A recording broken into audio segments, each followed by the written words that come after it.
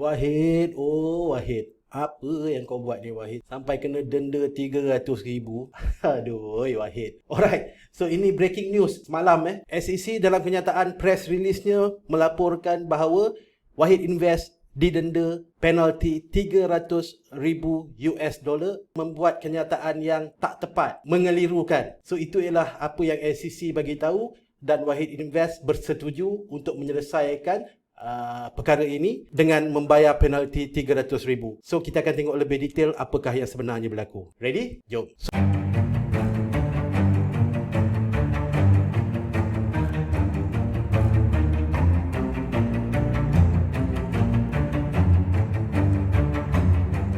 So ini ialah press release daripada SEC US press release ini dikeluarkan pada 10 Februari 2022. Anyway, ini ialah video kedua yang saya buat. Video yang pertama saya tak publish. Saya dah buat tadi sebab pandangan saya tadi agak harsh lah agak sedikit ekstrim. Saya pun risau juga kan, tak pasal-pasal kena saman dengan Wahid pula kan. Mungkin ada salah interpretation ke apa ke. Jadi saya tak keluarkan video tu.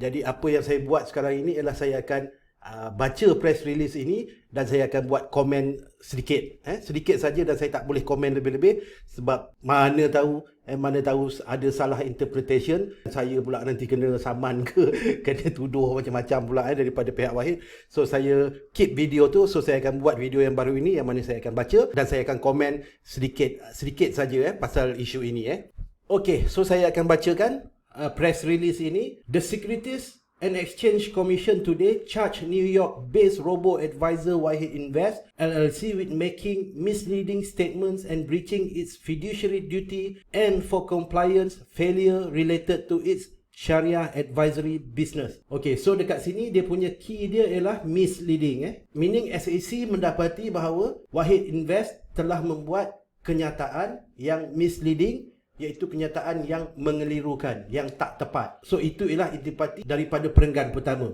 Information yang misleading, information yang tak tepat. Jadi apakah information yang misleading dan tak tepat itu So kita pergi kepada perenggan kedua. According to the SEC order, from September 2018 through July 2019, Wahid Invest advertised the existence, okay, ini word yang paling penting the existence of its own proprietary funds when no such fund existed, and also promised investors that it would periodically rebalance their advisory account but did not do so. So apakah intipati dalam perenggan yang kedua ini? Iaitu SEC mendapati bahawa Wahid Invest advertise, mengiklankan, memberitahu bahawa ada dana, the existent, ada wujud dana, ataupun fund ataupun ETF pada ketika itu, sedangkan no such fund existed.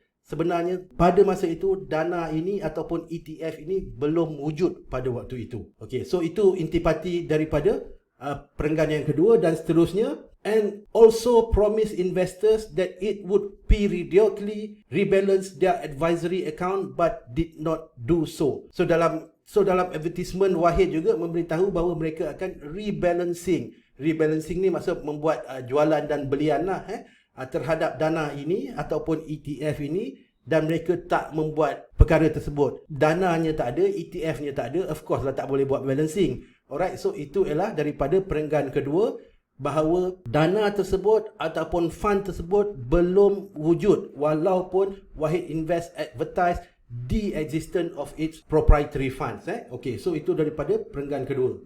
Kemudian daripada perenggan ketiga, the SEC order further finds that when Wahid Invest ultimately launched a proprietary ETF in July 2019, it used its client advisory assets to seed the ETF without prior disclosure to clients of any conflicts of interest. So perenggan yang ketiga ni bagi saya agak heavy sikit, iaitu apabila dana ini dilancarkan, ETF ini dilancarkan pada Julai 2019, it used its client advisory assets to seed, meaning dana ini ataupun ETF ini sebelum itu tak wujud.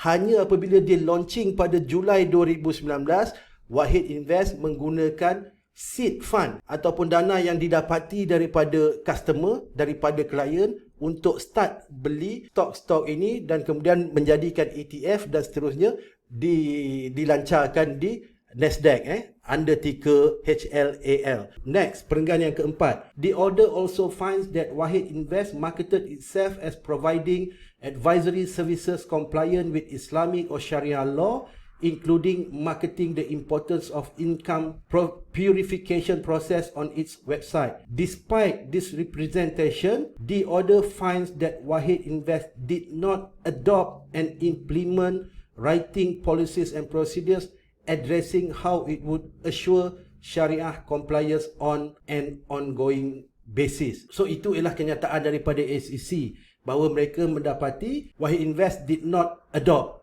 tidak mengamalkan ataupun melaksanakan return policies seperti mana yang sepatutnya dilaksanakan. Alright, kemudian daripada perenggan yang kelima, robo-advisors like other advisors must ensure that their marketing materials are not misleading and that conflicts are disclosed to investor, said Adam S. Editon, co-chief of the SEC Enforcement Division. Registered investment advisors like Wahid Invest must also adopt and implement written policies and procedures reasonably designed to prevent the advisors from deviating from its client investment process. Dan SEC juga memberitahu kat sini, seharusnya setiap fund, robo-advisor ke atau apa-apa advisor yang lain ke, perlu mengikut ataupun melaksanakan apa-apa polisi yang mereka iklankan terhadap fund tersebut perlulah dilakukan dan tidak lari daripada tujuan fund tersebut untuk manfaat pelabur. Perenggan yang keenam, Wahid Invest consented to the entry of the SEC order finding that the firm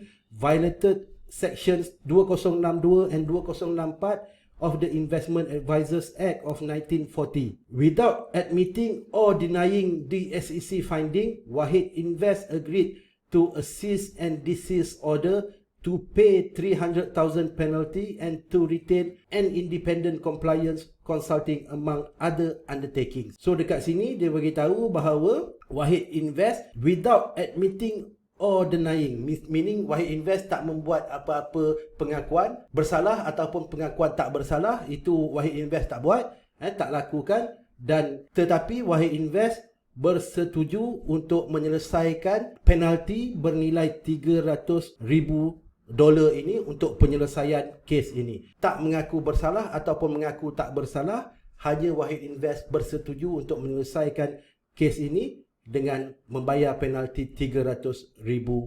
So basically itu ialah statement daripada SEC, dan kemudian saya difahamkan ada press statement juga daripada Wahid Invest tentang perkara ini, dan saya akan sertakan link untuk tuan-tuan membaca reply ataupun respon daripada Wahid Invest terhadap statement yang dikeluarkan oleh SEC ini. So tuan-tuan sendirilah yang membuat judgement. Saya tak akan membuat sebarang judgement.